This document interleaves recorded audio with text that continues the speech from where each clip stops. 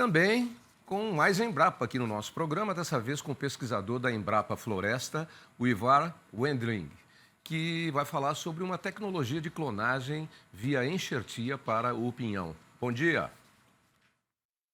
Bom dia a todos. Ô Ivan, quer dizer que o pinhão, então, já está domesticado e nós vamos fazer processo de enxertia. Deixa de ser extrativista e passa a ser uma floresta plantada com árvores que vão produzir em tempo menor, porque o pinhão demora o quê? De 12 a 20 anos para dar. E aí vocês estão num processo de enxertia que vai acelerar isso. E isso acaba com o processo de extrativismo. E passamos a ter, então, a cultura do pinhão. Boa notícia, hein? Conta pra gente um pouquinho desse projeto. Exatamente, essa é uma técnica nova aí, tem mais ou menos 10 anos só, que a gente conseguiu desenvolver perfeitamente. E é mais uma alternativa, né? Não é que nós queremos acabar com o extrativismo, mas sim, nós queremos dar uma opção ao produtor rural para cultivar a araucária para a produção de pinhão de maneira sistemática, como se fosse um pomar de laranjeira, por exemplo. Então, o produtor planta, já vai saber exatamente quanto que vai colher, o que que vai colher, a época do ano em que vai colher, diferentes variedades, diferentes tamanhos, tipos, sabores de pinhão. Então é como se fosse realmente um pomar de uma laranjeira. Então o produtor vai plantar, nesse caso do pinhão, ao invés de colher o pinhão de 12 a 15, 20 anos após o plantio, ele estaria colhendo na metade do tempo ou até menos. Então essa tecnologia vem nesse sentido realmente de fazer um sistema de produção de pinhão e ela vem também acompanhada de outras tecnologias de beneficiamento de criação de novos produtos a partir do pinhão, para ele virar realmente uma fonte de renda para os produtores, para indústrias e para a sociedade brasileira. Não é com a intenção de acabar com o extrativismo, mas você vai passar a ter um pomar de pinhão, como você tem um pomar de laranja, um pomar de limão, você vai ter um pomar de pinhão. O sistema extrativista do pinhão abriga aí grande número de famílias que colhem o produto quando ele cai nessa época do ano, a partir de agora, né?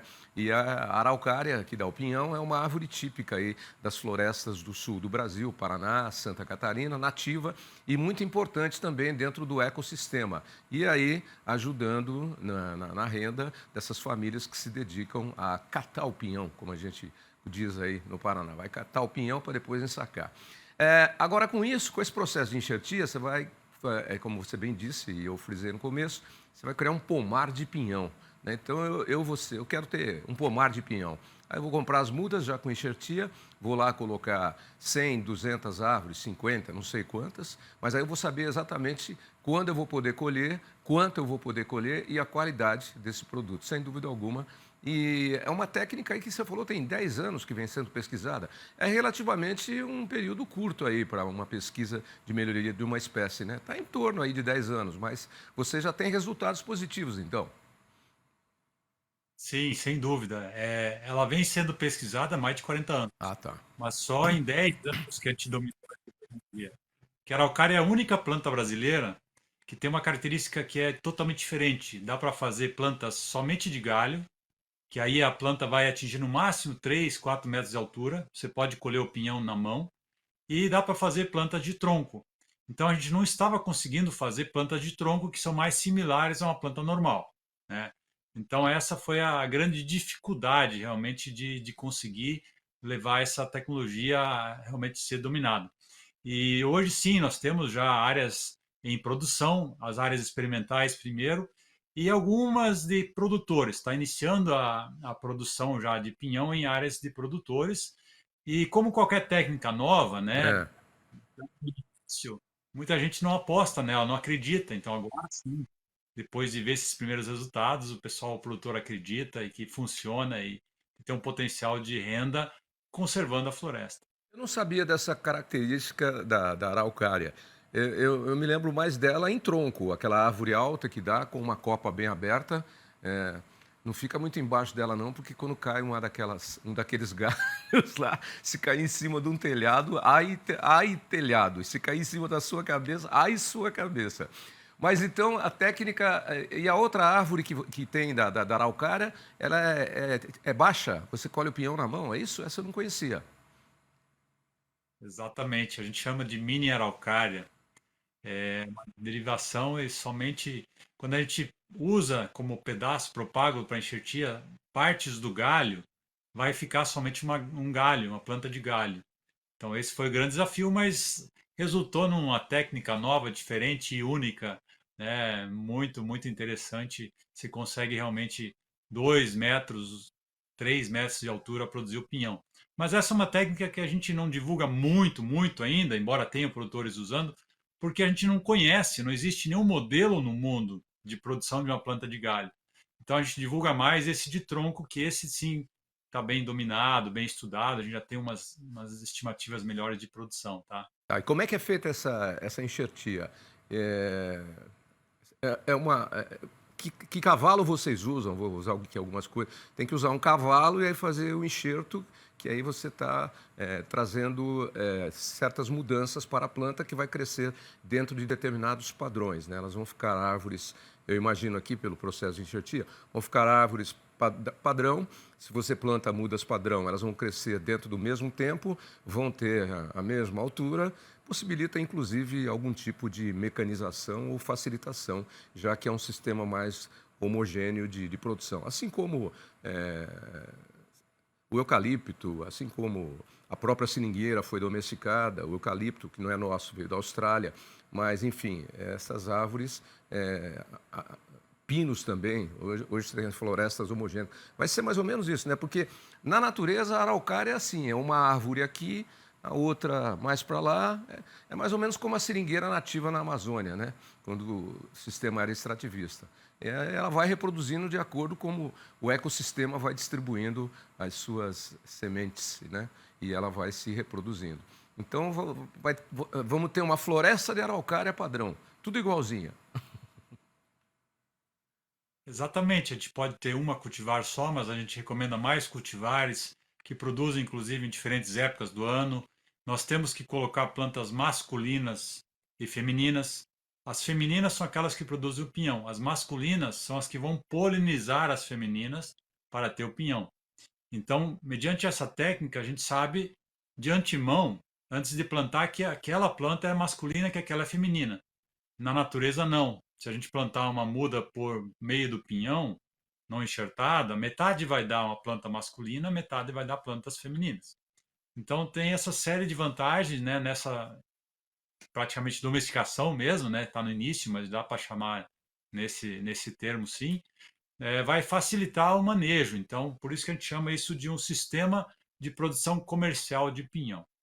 Muito bom, muito bom. E eu não sabia dessa característica que você precisa da árvore macho para fertilizar a planta fêmea. Eu sabia disso na mangueira. Muita gente às vezes planta uma mangueira e fala, mas a minha mangueira não dá manga, nunca deu manga. Por quê? Porque não tem uma planta masculina por perto para que os polinizadores possam transportar o pólen e aí ela produzir o fruto. A árvore feminina ela fica lá sozinha, sem a polinização da árvore masculina, que é feita por insetos, abelhas, pássaros, etc. e tal, vento e tudo mais, ela não dá manga mesmo. E o pinhão é a mesma coisa, eu não sabia disso.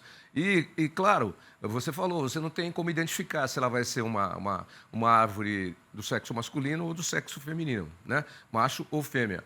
Aí depois você vai ver, depois de 20 anos, você plantou um negócio lá, vai, ih, rapaz, mas não dá pinhão aqui. Que eu vou fazer? Aí vai virar tora, vai virar madeira. Mas muito legal esse trabalho de pesquisa. Onde é que fica a Embrapa Floresta? Fica aí no Paraná mesmo? Isso, fica em Colombo, no Paraná. Colombo é uma cidade satélite de Curitiba, bem Tá. pertinho de Curitiba. Onde tem muita araucária. Quando você vai chegando de carro ou de avião, de carro principalmente, depois que você passa a divisa de São Paulo, já fiz essa viagem muitas vezes, aquela estrada que é toda cheia de curvas e sobe e desce assim, até você chegar lá em Curitiba, depois da divisa com São Paulo, aí você começa a ver as araucárias. E eu me lembro que a primeira vez que eu fui para o sul do Brasil, eu era jovem ainda, e fui de ônibus no casamento de um amigo. E me lembro dessa cena como se fosse hoje. Quando entrou no Paraná, começaram a aparecer as araucárias, mudando completamente o cenário da paisagem. Uma cena que eu não esqueço até hoje, ficou gravada na minha memória aqui. Mas vamos falar do pinhão. Você falou uma curiosidade que eu não sei, que eu não sabia. O pinhão tem vários sabores. Eu achava que pinhão era tudo igual. Conta para mim esse detalhe, porque eu sou apreciador de pinhão, inclusive gosto de utilizar na culinária, que eu gosto de pilotar um fogão. Mas eu não sabia, existem vários sabores diferentes? Me conta esse detalhe. Nossa, é muita variação. Quando a gente começa a estudar o pinhão, a gente percebe, tem pinhões que são cremosos, tem pinhões que parece que tem areia dentro, tem pinhão que é doce, doce, tem pinhão que é mais amarguinho, tem pinhão amarelo, tem pinhão mais cinza, pinhão mais branco. Então nós temos ainda, embora a gente já perdeu muita das araucárias, Tá. muita coisa, mas ainda tem ainda uma variabilidade na natureza, que agora com essa técnica a gente consegue inclusive selecionar as plantas que produzem esse tipo diferente de pinhão e aí multiplicar essas plantas. Ô, Ivar, E então, detalhe interessante, por então exemplo, vocês têm montado um banco de germoplasma para a araucária, para poder ter todas essas sim, variedades. E aí, quando a gente for comprar no futuro, vai ser legal, porque eu vou, que nem a gente compra azeite de oliva, eu quero da uva tal. Ou que nem a gente escolhe um vinho, eu quero um Merlot, eu quero um Cabernet Sauvignon, etc. Não, eu quero pinhão branco, não, eu quero pinhão que é mais amarguinho, não, eu quero pinhão que é mais. Que nem aquele queijo que parece que esfarela, né? Isso que você falou, que parece que tem areia. Interessante isso, vai mudar completamente o mercado do pinhão. inclusive, por exemplo, conteúdo de proteína, teor de proteína. Nós temos pinhões que tem 4%, 6%, tem pinhões que tem 12, 15%.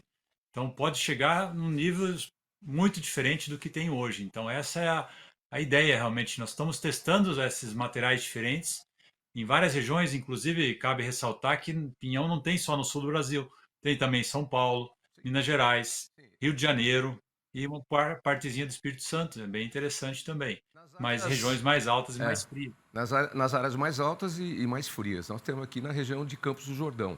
Tem no Espírito Santo também, você lembrou bem. E Rio de Janeiro, na Serra Carioca, lá do Rio de Janeiro, tem também.